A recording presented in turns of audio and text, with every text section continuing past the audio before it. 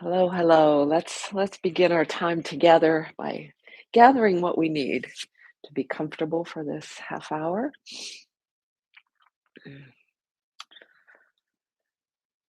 And my working title, I may change it, but it is gathering support. And I'd like to focus especially on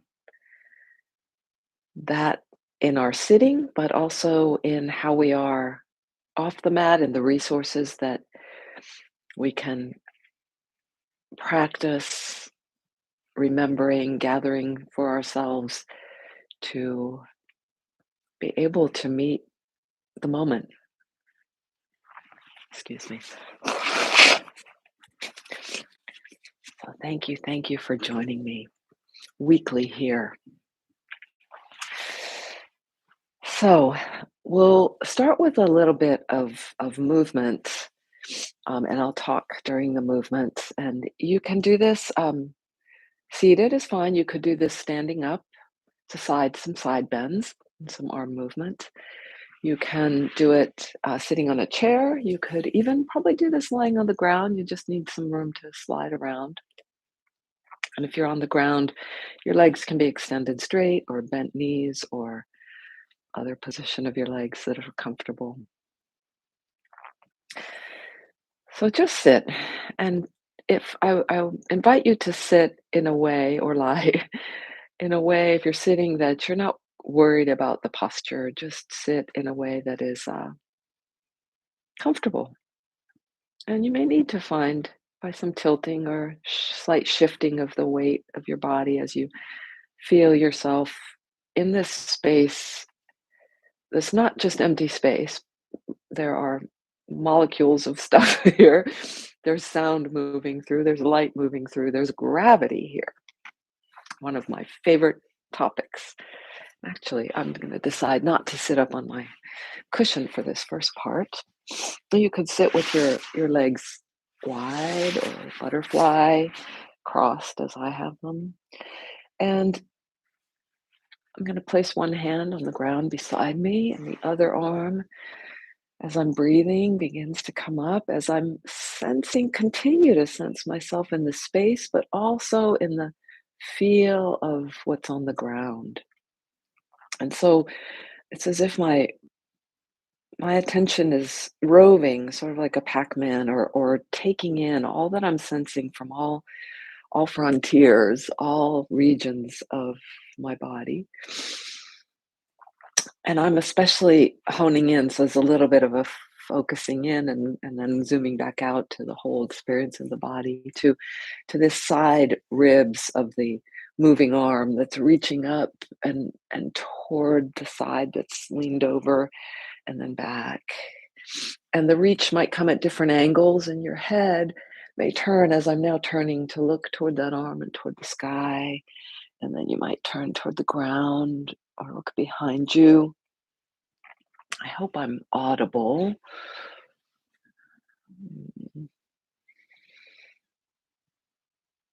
Reaching and releasing.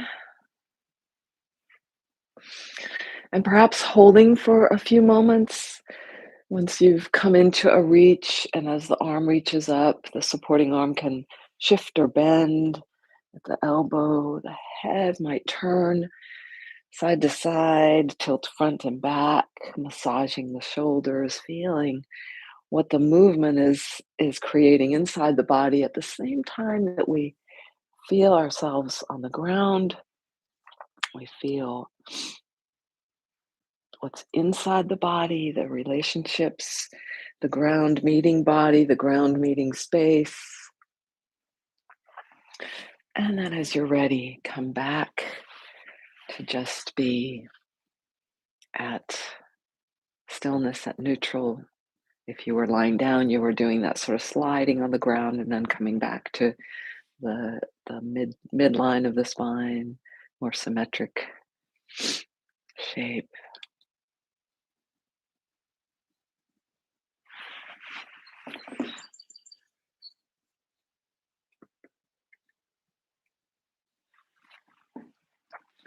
And then the other side. So part of what we're doing here is a physical sensing of the support we have under our bodies for our physical body, the support of gravity that keeps us tethered to the ground, and the way it might start to register a felt sense, meaning not just physical but emotional, heart heart-like sense of maybe there's contentment, safety, like a neutrality, like a calmness of the nervous system, maybe. Or maybe if that's not present, maybe there's a revving of the mind that's happening for things that are coming in your day. You can come back and forth between the neutral and then the reaching arm, expanding. I'm noticing the difference in this side and the other. The arm might take big circles, the head turning so that we're including what we feel in the neck and spine and shoulder blades, in the hips and the belly, down through the legs and feet and all that touches ground. If you're lying in your back, it's more back body connected to the ground.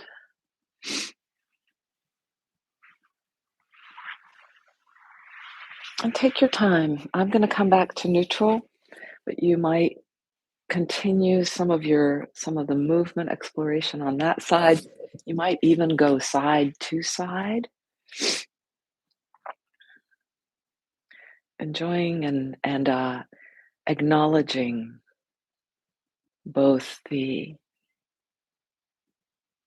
steadiness we have of this ground holding our bodies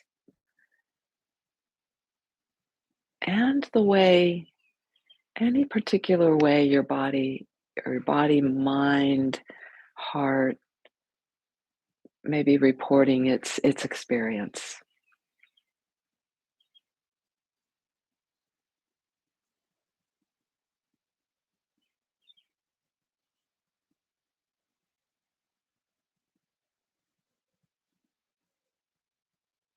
Which might be calm, it might be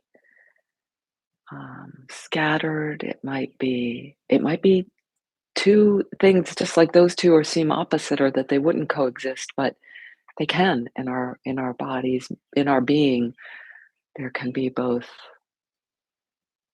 uh, something like agitation and something like a peacefulness at the same time.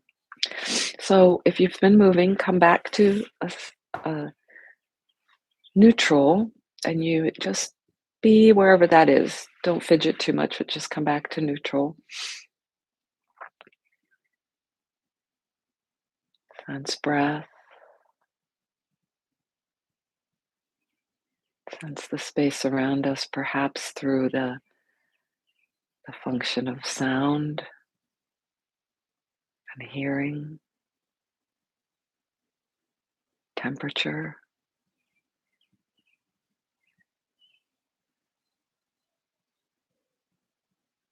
to all this that we're connected to, the world around us, right here close, and also farther and farther out, literally to in this geographical location and in community in that way, community of your your apartment, your home, whoever, whatever is there, your plants, animals, your things, your family, and outwardly to the neighborhood, to your yoga studio, to your perhaps your churches or temples or synagogues, to this town, to this nation, to this hemisphere, etc., etc.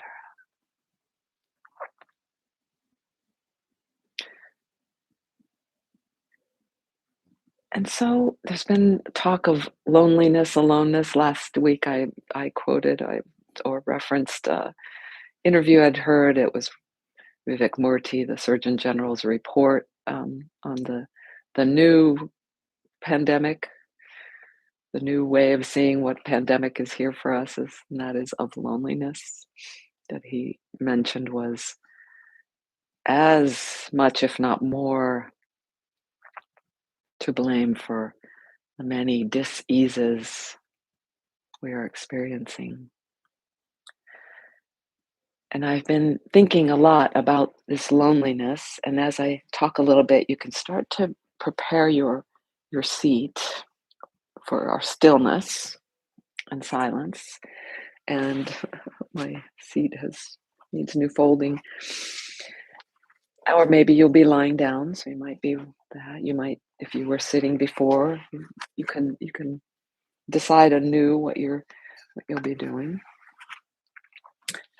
And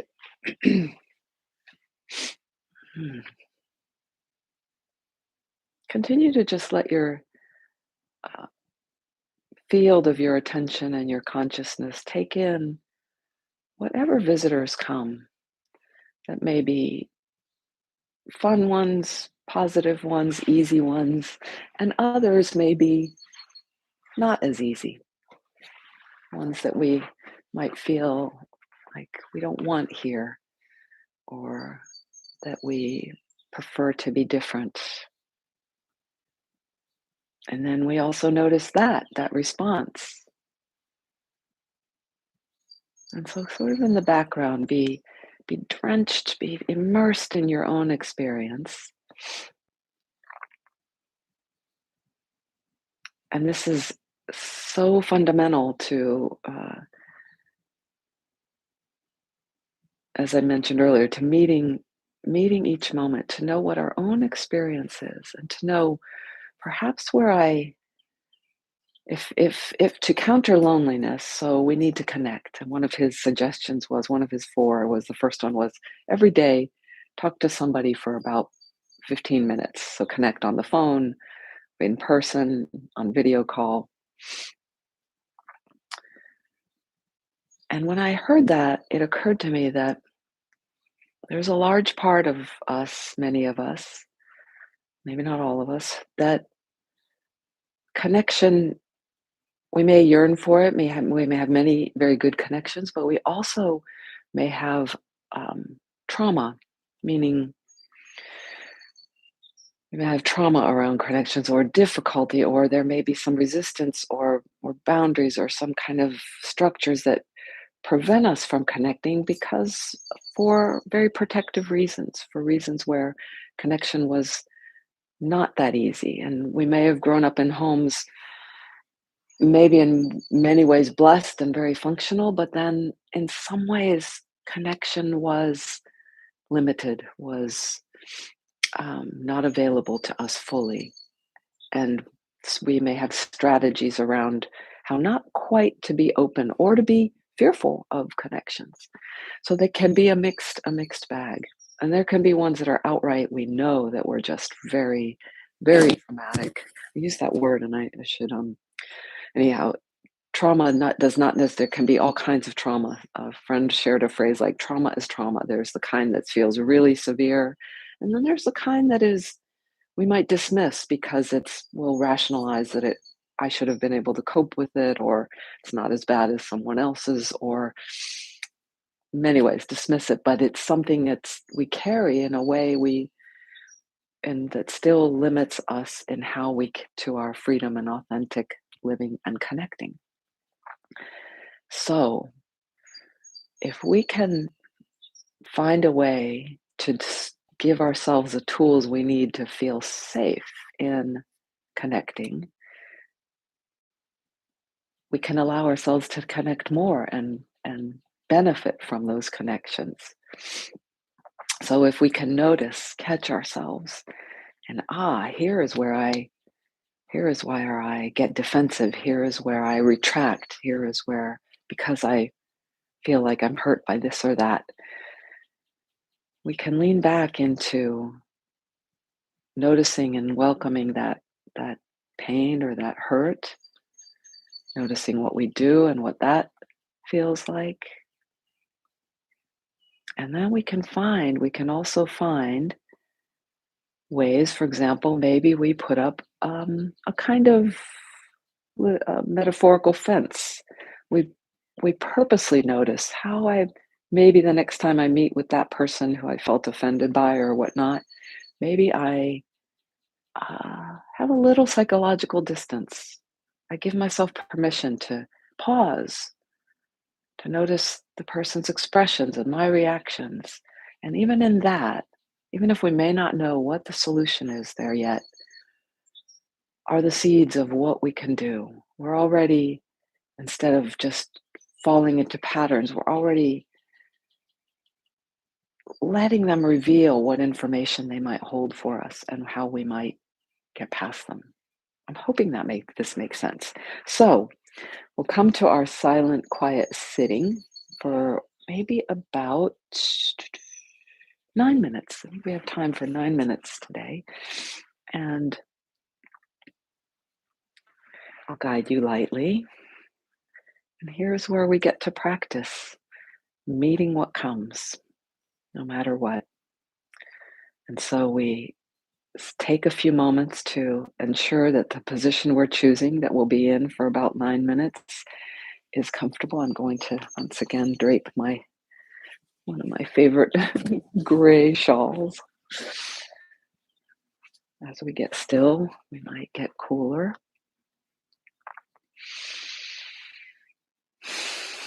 And we start to settle more and more into the shape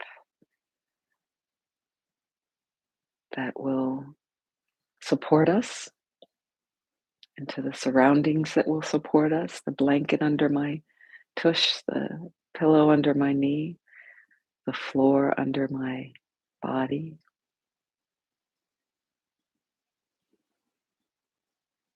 Take a few moments to feel that rain of gravity coming through.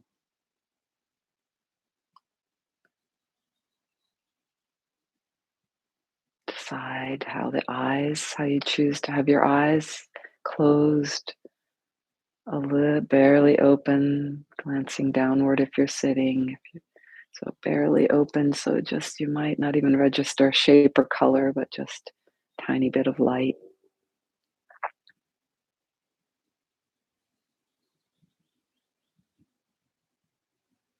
As we commit to the stillness and this shape, start to relax into it more.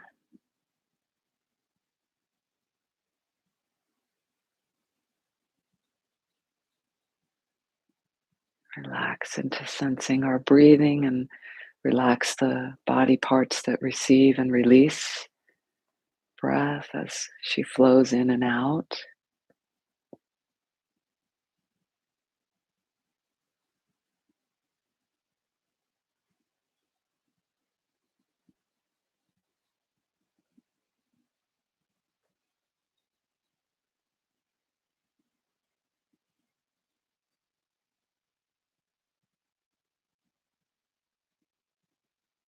And into this relaxed space, we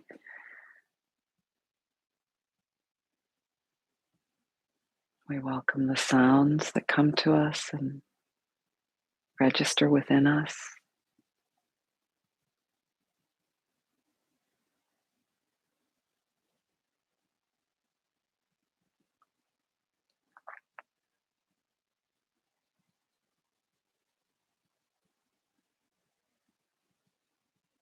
And so this practice is in part just learning just what our being is beyond all the definitions, limits, ways that we know ourself, the part of ourself that is always changing, which seems to play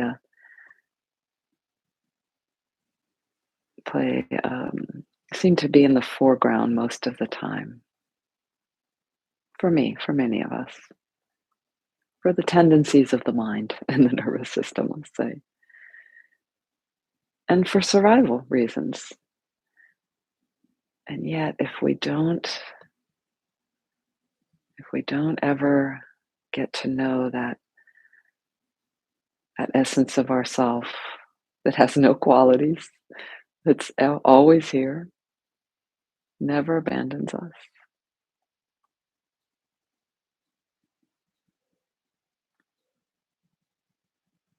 We dwell in a more and more limited space.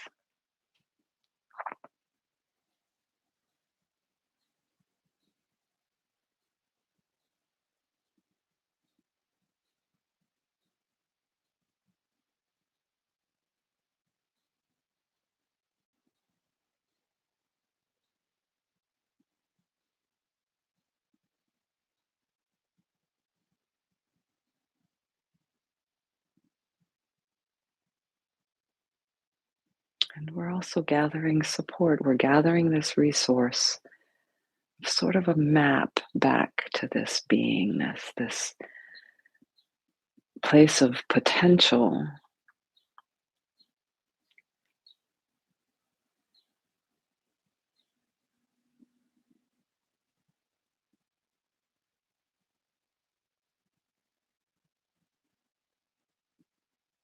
where we can put our questions,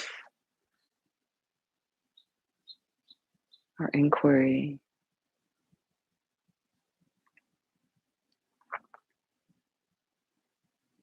where we can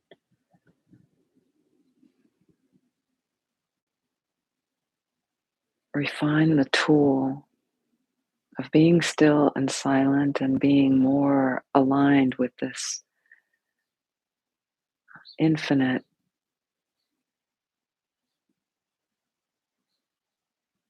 timeless, boundless sense of self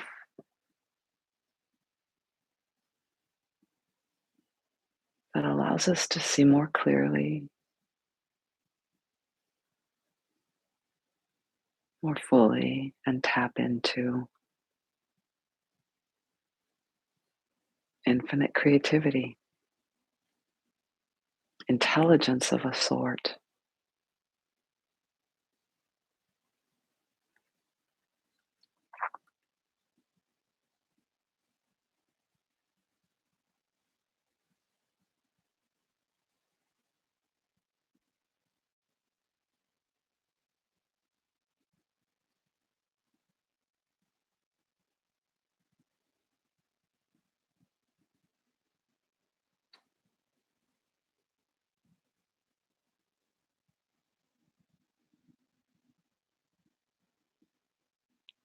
And even as we sit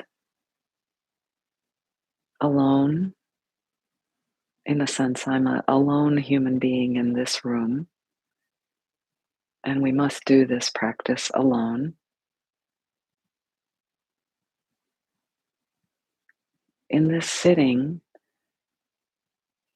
we also discover we are never alone, that we're connected to all beings. Here I'm connected to those of you listening, watching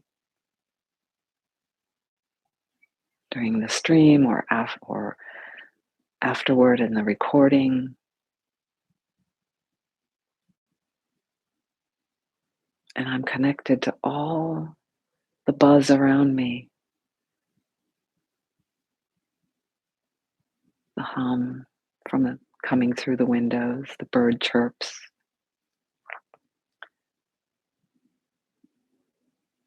the neighbors,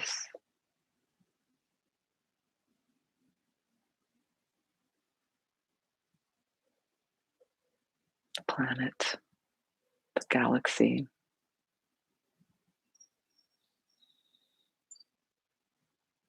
all creation.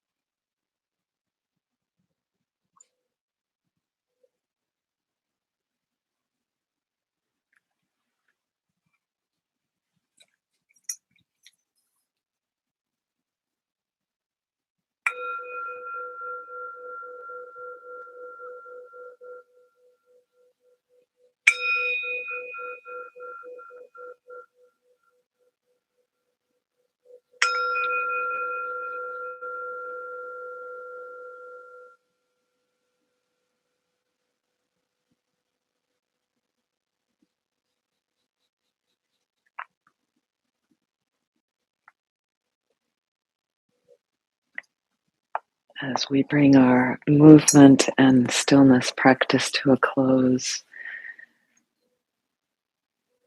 feeling this sense of transition, but also feeling perhaps what qualities have been gathered. And even if your meditation has been not good, your mind has traveled a lot, your body has been fidgety, however we might assess that, maybe there were also moments or long periods of qualities that might be like centeredness, groundedness, confidence. We bring our hands together before the heart, kind of recognizing maybe there's peacefulness. And it's in this moment of ending our practice and in the transition and in this particular gesture, the way we're doing this, we'll bow our heads in just a moment. Feel perhaps you'd like to, my inclination is to send this well of peacefulness that I've just felt. And you can name it, it helps to name it. Mine feels like a well, like a bunch, a bunch of peacefulness, and it like a well container, but that it's also there's more coming up. So the words you give it are important. And I'm thinking in particular of a particular person who's had an event in their life, and you may have that same thing, or it may be to many people, group of people, specific people, other beings, entities. As we bow our heads, and in this gesture, perhaps now you also feel other things in your own experience. There's a sense of gratitude, humility, perhaps a sort of yielding and invitation at the same time. I'm feeling, but let yourself feel the words for yourself. Thank you.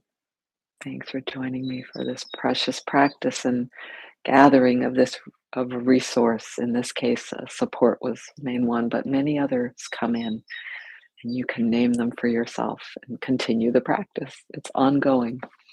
So, connect with somebody 15 minutes a day, and if you do an hour one day, you can't go. So here's what happens to me. I'm busy socially, but then I need a day of just getting things done, and maybe I don't feel so well, so I don't reach out and I think I need to catch up. But I'm just doing an experiment. Maybe you try it too, uh, based on Dr. Murthy's suggestion to connect for 15 minutes a day, by phone, by video call, in person with someone else. I'm not outside your household, so there's something about that. Maybe you'll join me in that experiment. Ciao, ciao. Also, check our sunandmoonstudio.com for the connections there and the practices that support us. Next week, again.